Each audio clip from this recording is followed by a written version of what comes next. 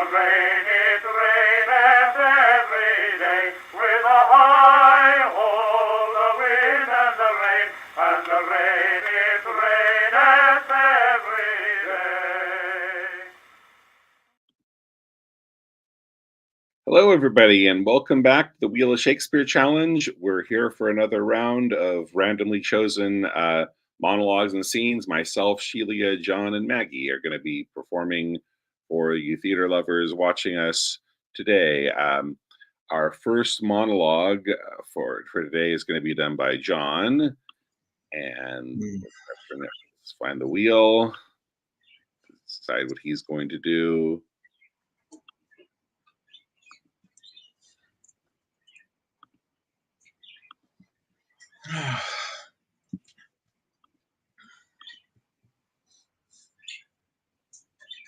Okay, so John is going to perform.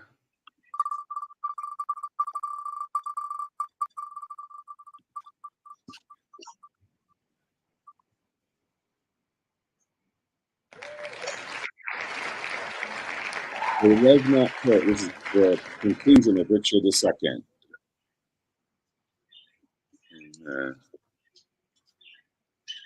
Richard the Second. Yeah. And that's let's see, that's that doesn't give an act. Is that at the beginning? Oh, the conclusion at the end. Yeah, and I think there's the part where he says Exton, I think thee not, and then Exton says something back, to which you then go into they love not poison. If you want to give yourself, it's kind of short. If you want to give yourself a little bit longer by starting from there and just cutting Exton's reply in between, you can do that as well. But it's up to you. No, I have it. Okay, so whenever you're ready. Okay. Oh, I should have my glasses here. Let me. Oh. Okay, I'll try to do it without my glasses. Can't find them right now. They love not poison that do poison need, nor do I thee. Though I did wish him dead, I hate the murderer, love him murdered. The guilt of conscience take thou for thy labor, but neither my good word nor princely favor. With Cain go wander through shades of night, and never show thy head by day or light. Lords, I protest, my soul is full of woe. That brood should sprinkle me to make me grow. Come, mourn with me, for that I do lament, and put on sullen black incontinent. I'll make a voyage to the Holy Land, to wash this blood off from my guilty hand. March sadly after, grace thy mornings here, in weeping after this untimely fire. Okay, great. So Sheila is up now, then me, then Maggie. Okay, so Sheila is going to do.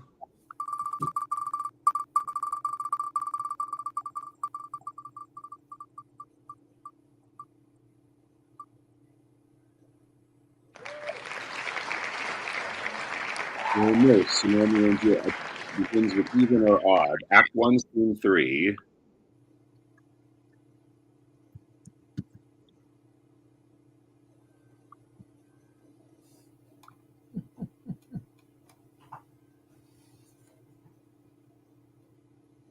Okay, I'm going to begin a little bit above there just so it has some continuity. Sure, that's fine. Whatever's comfortable for you. Whenever you're ready. Faith, I can tell her age unto an hour. I'll lay 14 of my teeth. And yet, to my teeth be it spoken, I have but 4. She's not yet 14. How long is it now till Lammas tide? A fortnight and odd days? Oh, even or odd, all the days of the year, come Lammas Eve at night, shall she be 14. Ah, Susan and she, God rest all Christian souls, were of an age. Well, Susan is with God. She was too good for me, but as I said, on Lammas Eve at night shall she be 14. That she marry. I remember it well. 'Tis since the earthquake now 11 years, and she was weaned. I never shall forget it of all the days of the year upon that day. For I had then laid wormwood to my Doug, sitting in the sun under the dove-house wall. My lord and you were then at Almantua. Nay, I do bear a brain, but as I said, when it did taste the wormwood on the nipple of my dog, and felt it bitter, I'm pretty fool to see it touchy and fall out with the dog. Shake, quoth the dove house, 'tis no need I trow to bid my trudge, and since that time is 11 years, for then she could stand alone. Nay, by the rood she could have run and waddled about, for even the day before she broke her brow, and then my husband, oh, God be with his soul, he was a merry man, took up the child. Yea, quoth he, dost thou fall upon thy face? Thou wilt fall backward when thou hast more wit, wilt there not, Jewel? By my holidame, the pretty wretch left crying, and said I, to see now how a jest shall come about, I warrant, and I should live 1,000 years, I should never forget it. Wilt thou not, Jewel? Quoth he, and pretty fool, it stitted and said, I.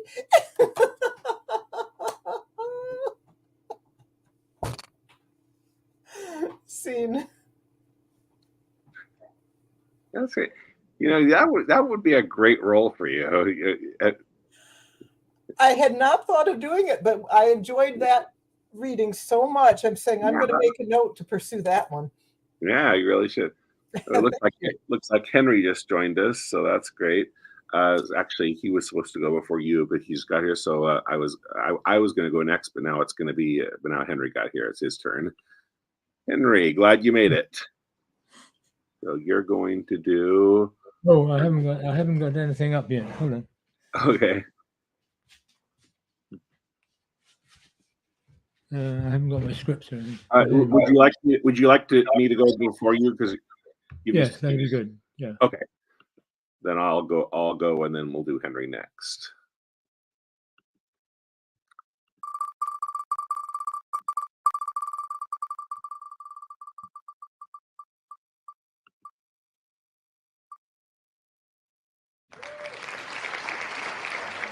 Wow. This one I can type.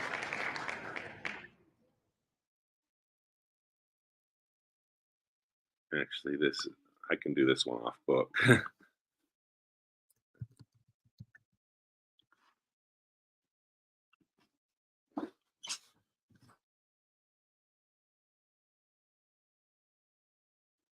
Now might I do it? Now he is praying. Now I'll do it. And so he goes to heaven. That would be scanned. A villain kills my father, and for that I, his sole son, do send that villain to heaven. Oh, this is higher in salary, not revenge. He took my father grossly, full of bread, with all his crimes broad blown as flesh as may, and how his audit stands, who knows, save.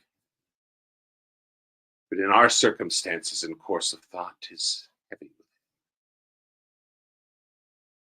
Am I then revenged to take him in the purging of his soul when he is fit in season for his passage? No. Up, sword, and know thou a more horrid hint, when he is drunk asleep or in his rage, in the incestuous pleasure of his bed, at gaming, swearing, or about some act that has no wretched salvation in it. Then clip him that his heels may kick at heaven, that his soul may be as damned and black as hell whereto it goes. My mother stays, This physic but prolongs thy sickly days.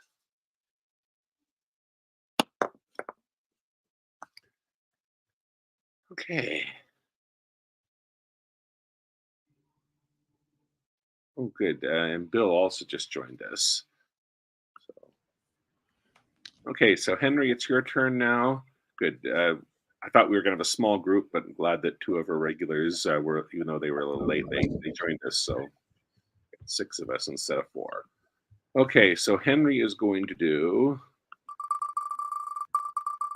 Nicely done, that speech, by the way, Mark. Beautifully done. Oh, yeah.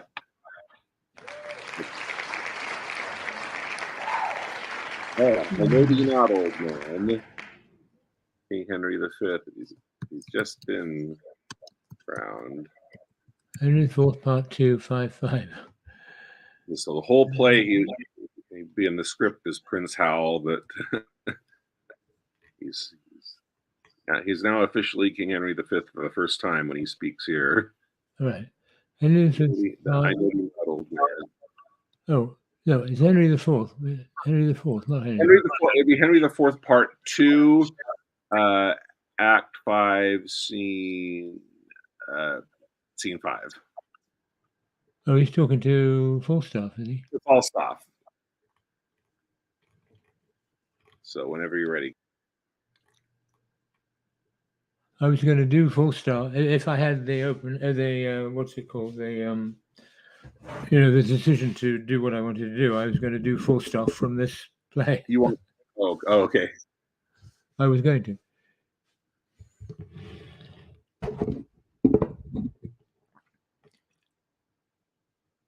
I know thee not, old man.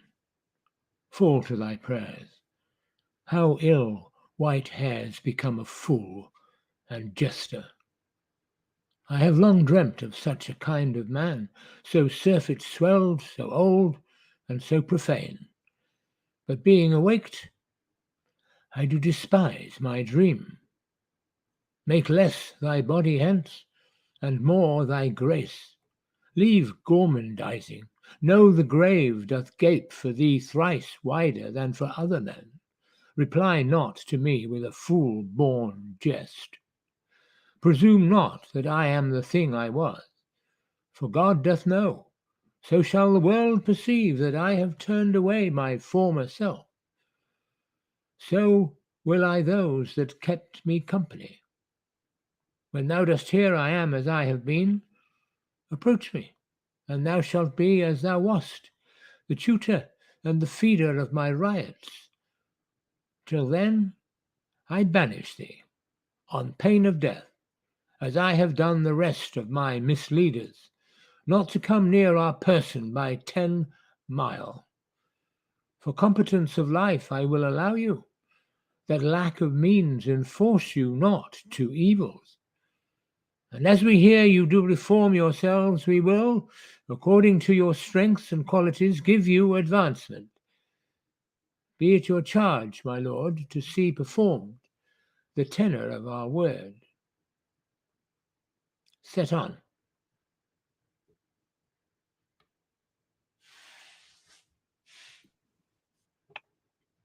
Okay, great. So now we have Maggie and then Bill.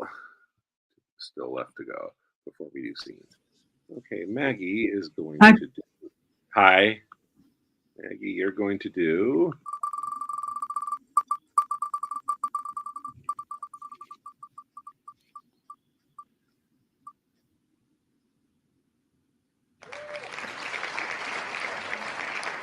Tell us a prologue. Okay.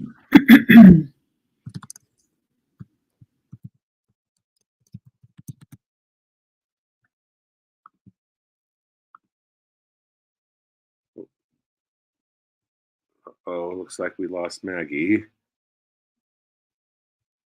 I'm sure she'll make it back in. To try to open the tab for. Yep, sorry. I tried to open the tab for Shakespeare and I shut you off, but I have it now. So Troilus and Cressida is Troilus and Cressida prologue. Yeah, just so the very start. Okay. Yeah, very start. So whenever you're ready, go ahead. Okay. Actually, that version starts with scene 1, Act 1, Scene 1 from MIT Shakespeare. Let me see. It might. Maybe let me try Folger. Hang on. Yeah, don't go until I find it. Okay. Sorry about that. Yeah, I'm looking. I'm trying in Folger now, but it's going to take a second to get to the. It might say prologue, Act 1, Scene 1, but still have a prologue before. No, it doesn't. It starts off right away with Troilus and Pandarus talking to each other. Might it be late? No, it doesn't look like it's later in the scene. If you click on MIT, if you click on entire play. Okay, let me try it again. Yeah, it's weird. Yeah. If you click on Scene 1, the prologue is in. Oh yeah, I got it. Thank you. Okay. All right. Hold on, let me take myself out. All right. In Troy, there lies the scene. From isles of Greece, the princes, Orgulus, their high blood chafed, have to the port of Athens sent their ships, fraught with the ministers and instruments of cruel war. 69 that wore their crownets regal from the Athenian bay put forth towards Phrygia, and their vow is made to ransack Troy, within whose strong immures the ravished Helen, Menelaus' queen, with wanton Paris sleeps. And that's the quarrel. To Tenedos they come, and the deep-drawing barks do there disgorge their warlike fraughtage. Now, O Dardan plains, the fresh and yet unbruised Greeks do pitch their grey brave pavilions. Priam's 6-gated city, Dardan and Timbria, Helios, Chaetus, Troyan, and Antorides, with massy staples and corresponsive and fulfilling bolts, spare up the sons of Troy. Now, expectation, tickling skittish spirits on one and the other side, Trojan and Greek, sets all on hazard. And hither am I come, a prologue armed, but not in confidence of author's pen or actor's voice, but suited in like conditions as our argument, to tell you, fair beholders, that our play leaps o'er the vaunted firstlings of these broils, beginning in the middle, starting thence away to what may be digested in a play. Like or find fault, do as your pleasures are, now good or bad, but 'tis the chance of war.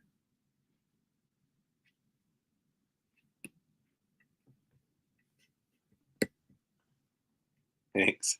Awesome. So now it's Bill's turn, and then we'll spin for some scenes. Okay, Bill is going to do...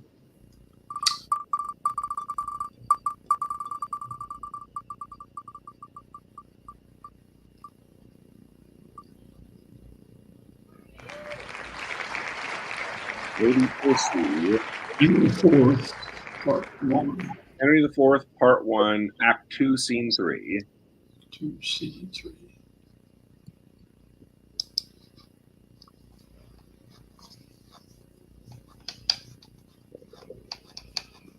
Whenever you're ready, go ahead. Starting with what? Where do we go? Let's see. I believe it starts with. I didn't write down the first line. So oh, no, my lord, that's going to be it. Okay, I'm sorry. Okay, so whenever you're ready.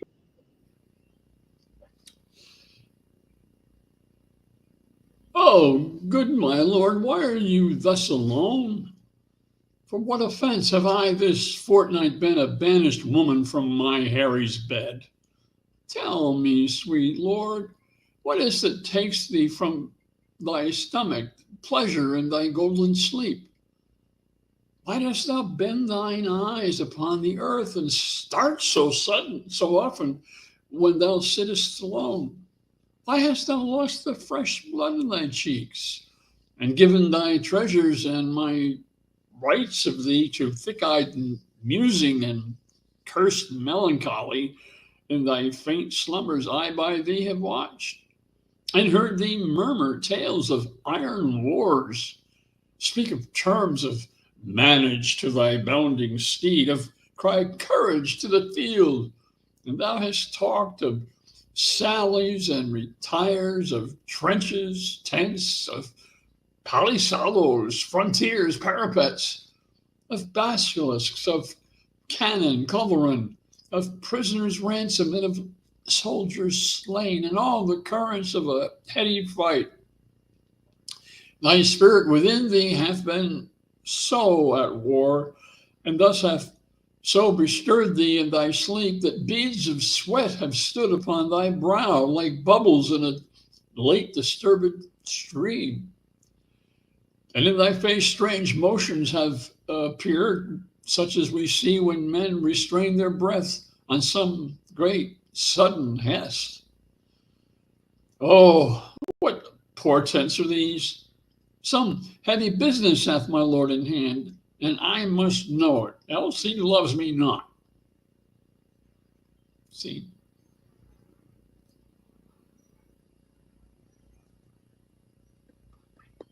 Okay, thank you, Bill.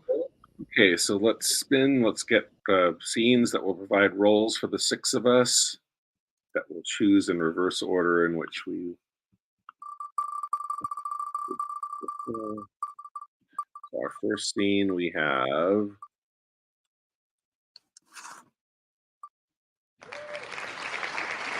Much Ado About Nothing.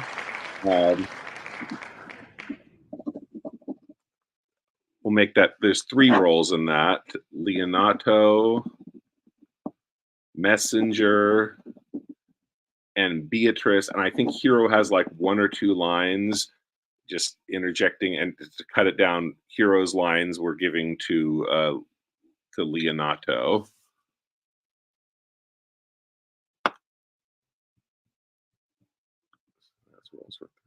Next scene.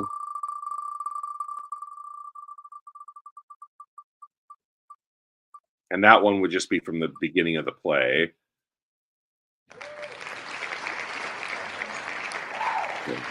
King John, 3-4, the Dauphin, and the Cardinal and Cardinal Pandolf.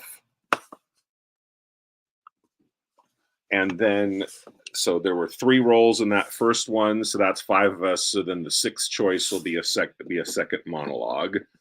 So the six choices you'll have when it's your turn to choose will be Leonato, who will also say Hero's lines, Messenger, and Beatrice from the top of the play, Much Ado About Nothing, the Dauphin and Cardinal Pandolf, or spinning to do another monologue. So Bill gets the first choice amongst those. What would you like? How about Leonato? Leonato. Okay. Maggie, what would you like? I'll take Beatrice. Yeah. Maggie will take Beatrice. And then I will take, I'll do Cardinal Pandolf. And then Henry.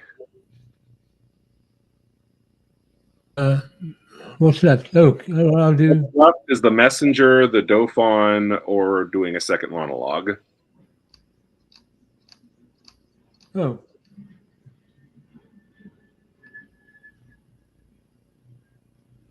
Dauphin, please. The Dauphin.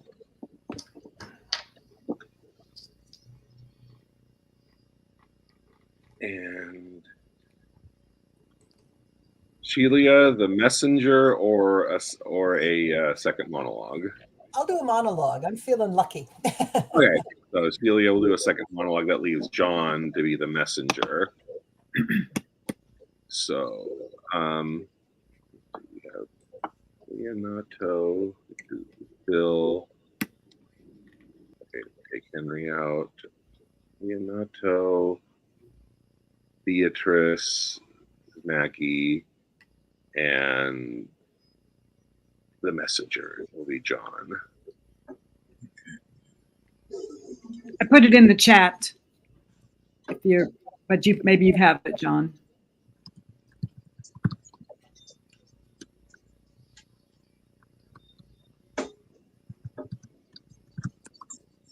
So, and then Bill, you're Leonato. I think Hero says like 1 or 2 lines max, and you'll say those.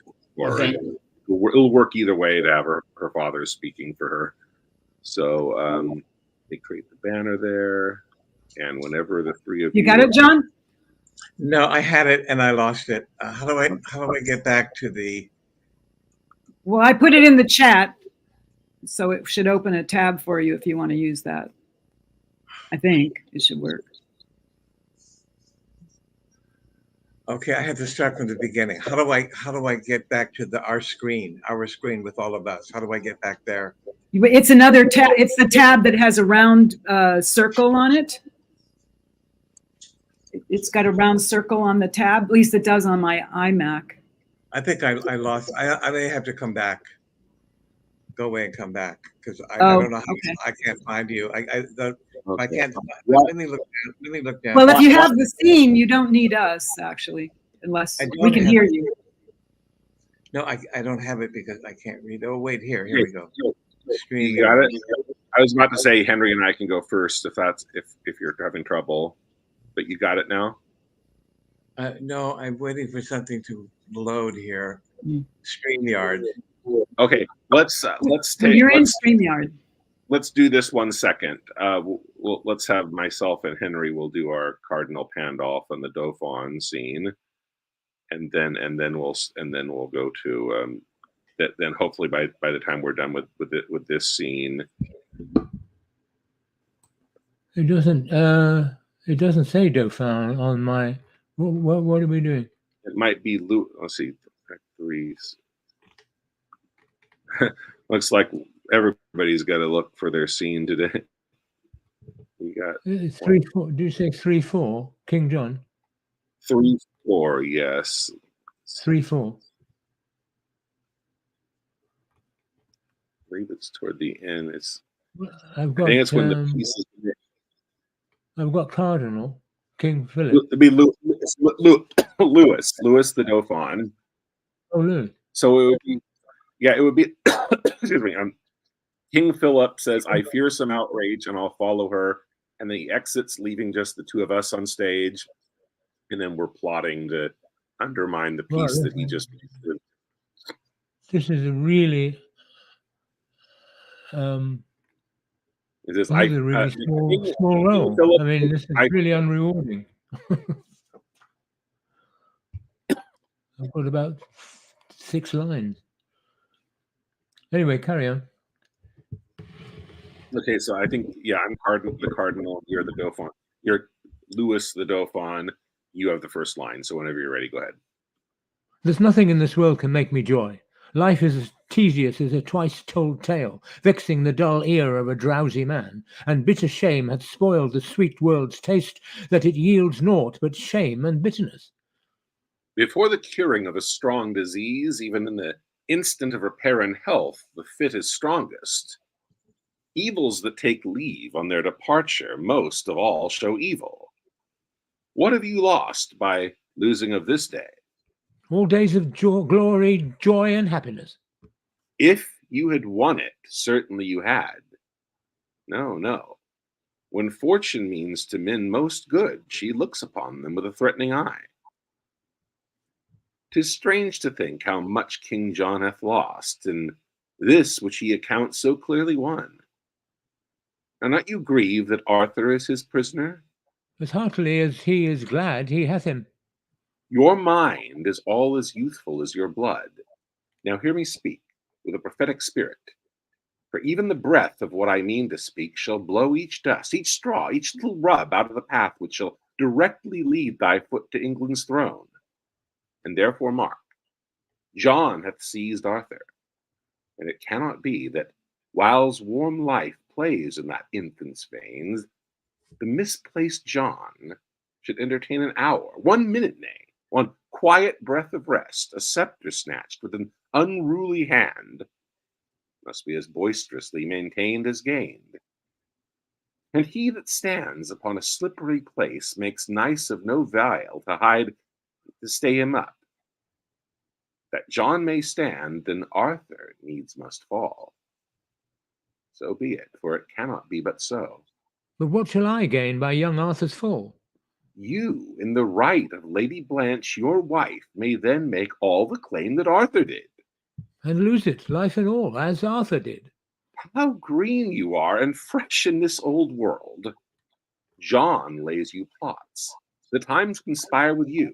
For he that steeps his safety in true blood shall find out bloody safety and untrue.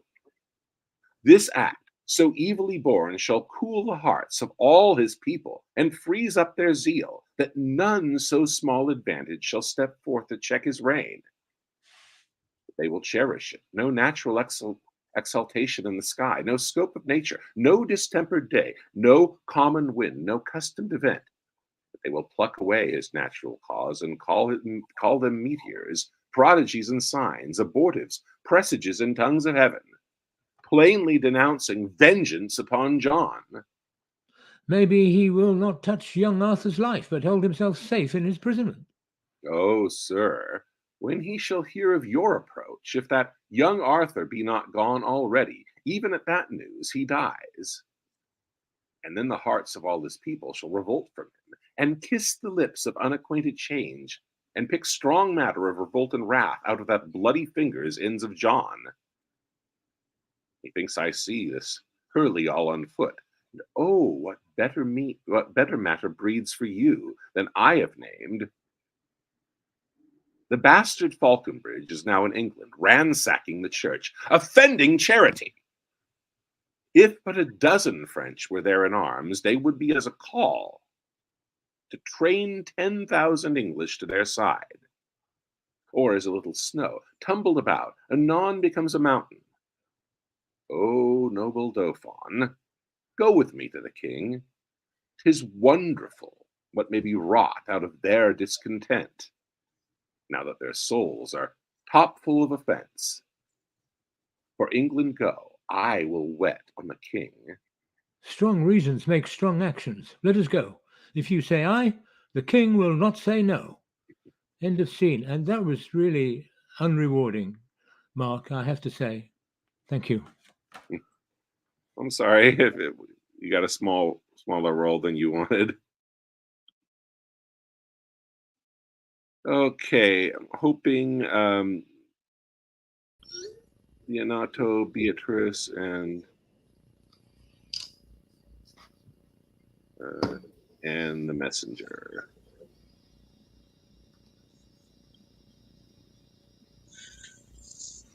You're all ready to go now? Yes.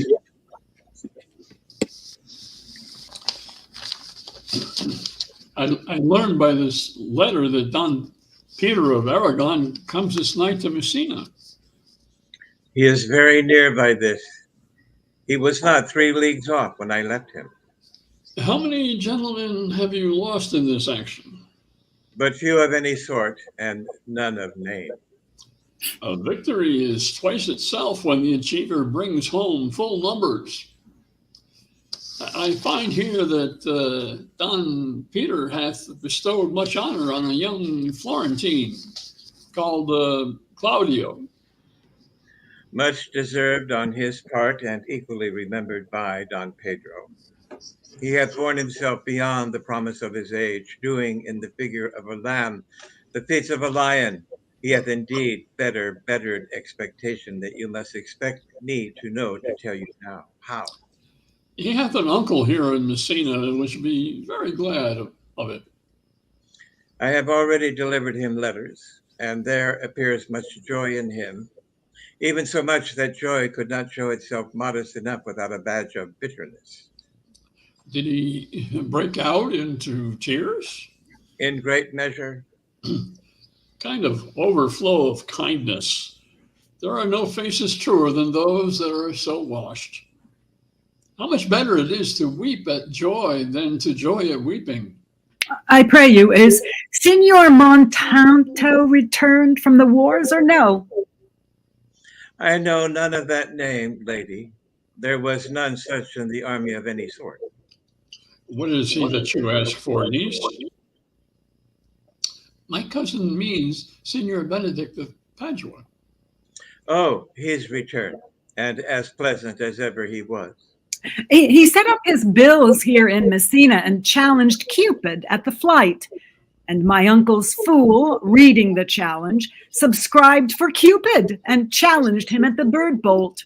I pray you, how many hath he killed and eaten in these wars? But how many hath he killed? And for indeed, I promise to eat all of his killing. Faith, niece, you tax Signor Benedict too much, but he'll be meek with you. I doubt it not.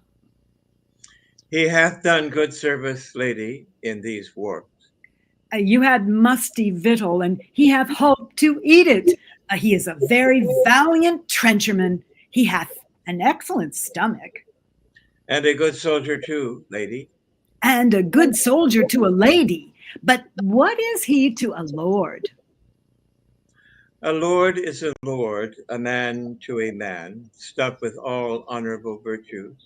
It is so indeed. He is no less than a stuffed man. But for the stuffing, well, we are all mortal.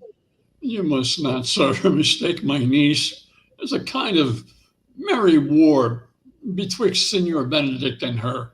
They never meet, but there's a skirmish of wit between them. Alas, he gets nothing by that.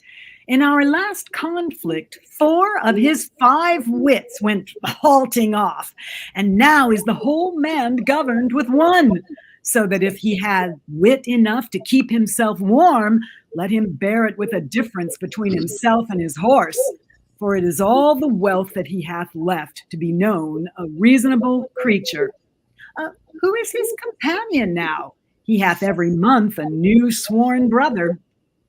Is possible? Very easily possible. He wears his faith but as a fashion of his hat, if ever it changes with the next block. I see, lady. The gentleman is not in your books. No, and he were, I would burn my study. But I pray you, who is his companion? Is there no young squarer now that will make a voyage with him to the devil? He is most in the company of the right noble Claudio. Oh, Lord, he will hang upon him like a disease. He is sooner caught than the pestilence, and the taker runs presently mad. God help the noble Claudio. If he have caught the Benedict, it will cost him £1,000 ere he be cured. I will hold friends with you, lady. Do, good friend. You'll never run mad, niece. No, not till a hot January. Don Pedro is approached. Thank you. Okay, great.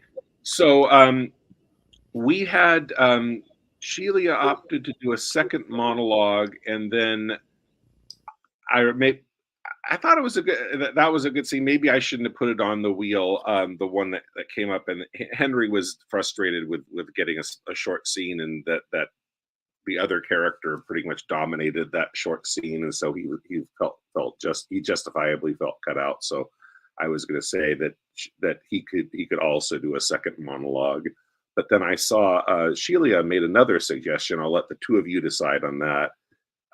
She said she had another 2-person scene in mind that the 2 of them could do, and it's even if you say no to this, I like that you gave a suggestion, because I'm really running out of ideas. We're sometimes repeating the same 2- and 3-person scenes because there aren't a lot. There's big scenes and there's solo monologues. Shakespeare doesn't have a lot of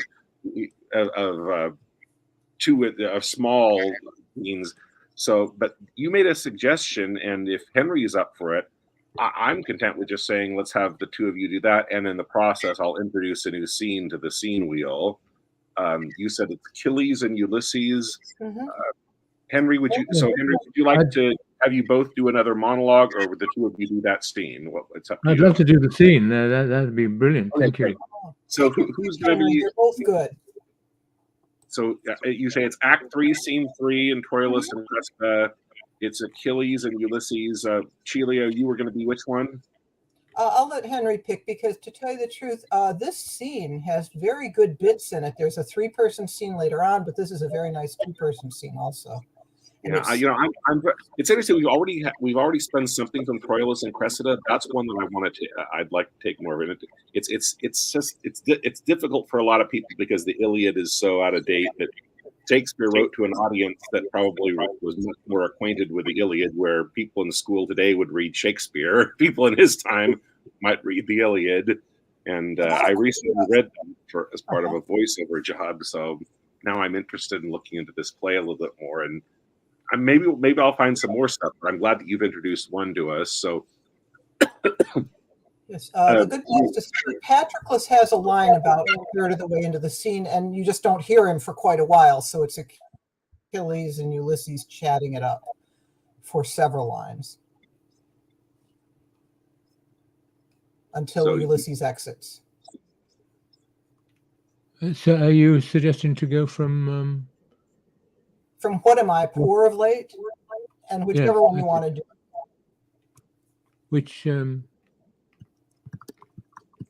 Which character are you doing? You doing Ulysses? Either one. I'll do Ulysses. That's fine. Well, I don't mind whichever. Okay, so Celia is Ulysses and Henry is Achilles. Ulysses and Achilles. So take me out. Whenever the two of you are ready, go. Take me out, Mark, so he can have his monologue, and then he salutes me. So it starts with just Henry on stage? Yep. Okay. What, am I poor of late? 'Tis certain greatness, once fallen out with fortune, must fall out with men too. What the declined is, he shall as soon read in the eyes of others as feel in his own fall.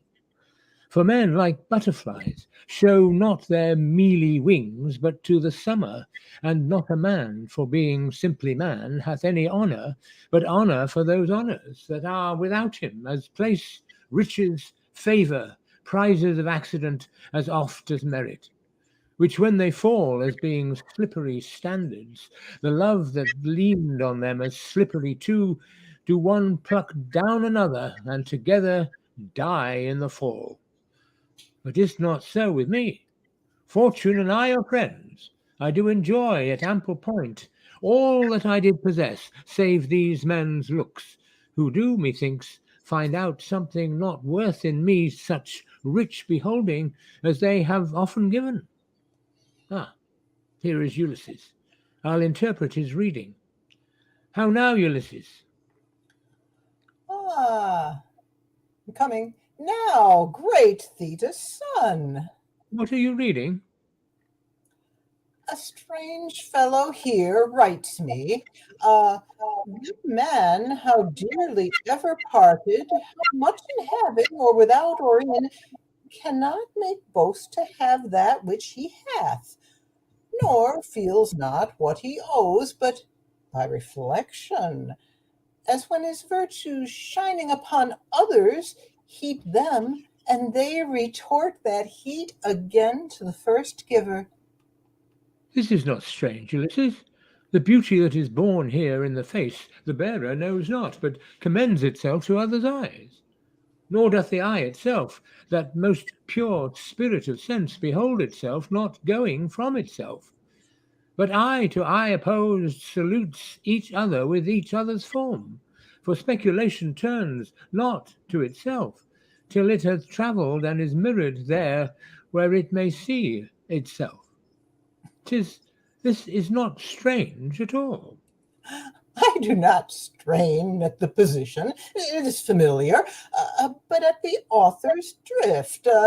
who in his circumstance expressly proves that no man is the lord of anything, though in and of him there be much consisting, till he communicate his parts to others, nor doth he of himself know them for aught, till he behold them formed in the applause where they're extended, who like an arch reverberates the voice again, or like a gate of steel fronting the sun receives and renders back his figure and his heat. I was much wrapped in this, and apprehended here immediately the unknown Ajax.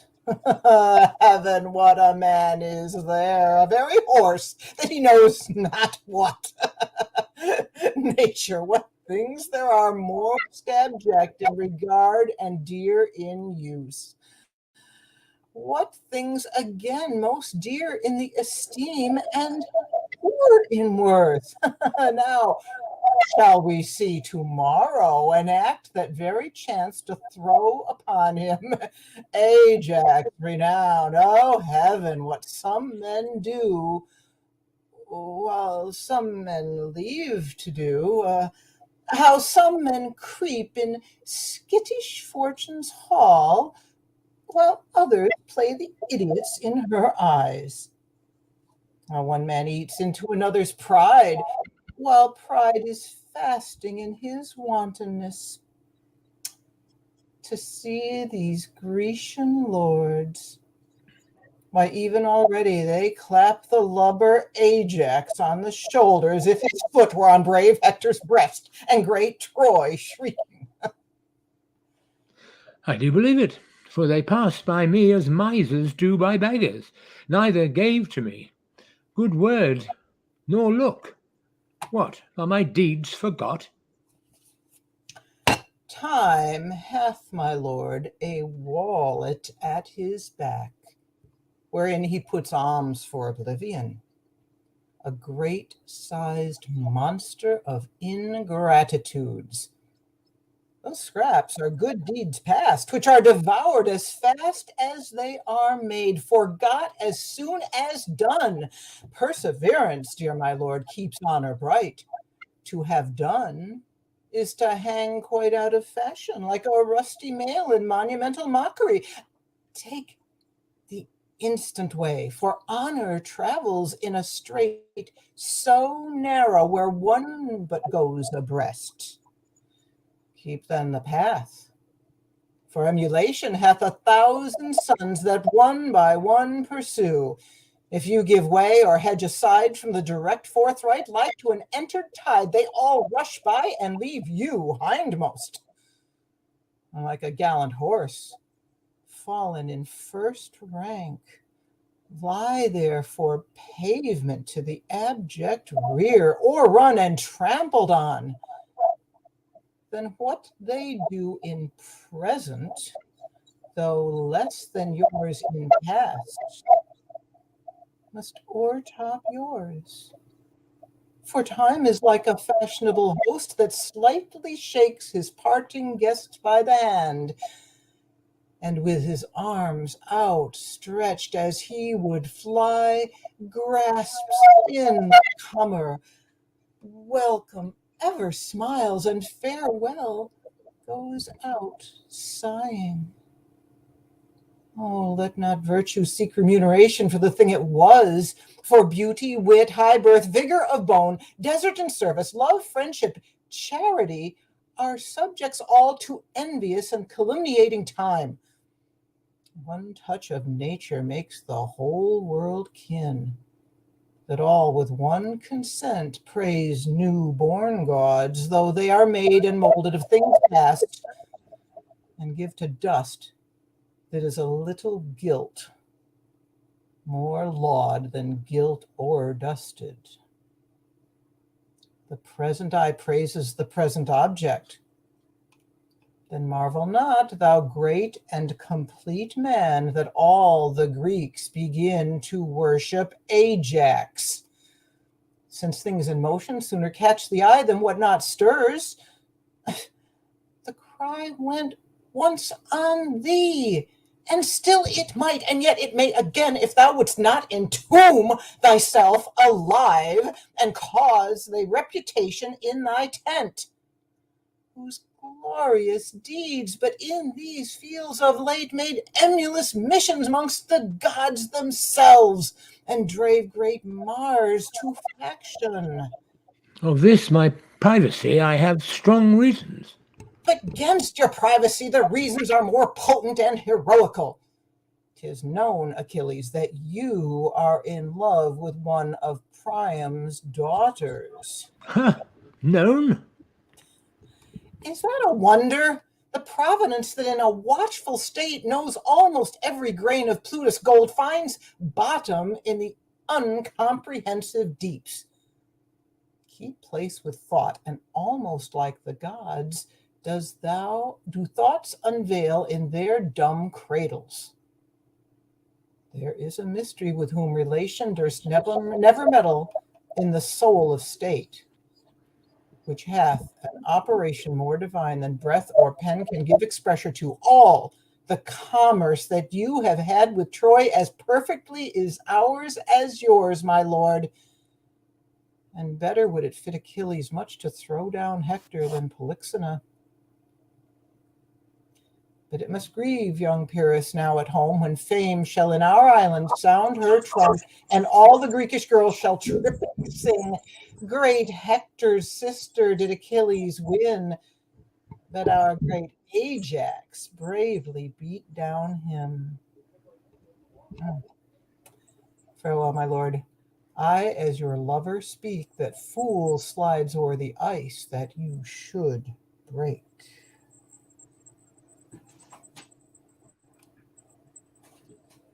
Okay, great. Well, I'm glad that that circumstance gave us opportunity for you to suggest a new one for the wheel. I'll and since we just did it, I'll temporarily retire it from the wheel so it doesn't come up in the next couple rounds, but it will be in the pool of things that will eventually be chosen. This was a good choice. I wish you should have suggested it to me before, but and that goes for everybody. If you have other suggestions of things that would be good to add to the wheel, always feel free to just email me. And also, this gave me for future rounds, gave me a new idea that I realized that the one that Henry and I did might not be the only scene that one person really tends to dominate it. The other person is just limited to, "I, my lord, yes, indeed, my lord," or something. Oh, that's all he does. And I think I'll mark it with like an asterisk. So, like when it comes up, I'll notice, oh, okay, this is that's a role that somebody's going to have to do it, because somebody's going to have to do it, but I won't make that be their role. I'll assign it to somebody, but that person can also do something else. And maybe that'll also give me some ideas about maybe there's some other scenes that I've been avoiding putting on the wheel for that very reason. It's mostly it doesn't work as a monologue, but one person totally dominates the scene. Maybe I can put new ones on that wheel, and just knowing that even though this one person gets a tiny role, I'll just know that I'll mark it as such, so that the person that gets that role can also do something else. So that's just a thought. So maybe that'll give me some new ideas for next week. And as always, people feel free to, the five of you and people watching, feel free to message me anytime with new suggestions for the wheel. I'm glad that we found a new one and Sheila and Henry did a good job with it. Everyone did a good job with their monologues and scenes today. It's good seeing you, and I look forward to seeing you guys same time next week for the Wheel of Shakespeare Challenge. Bye, everybody.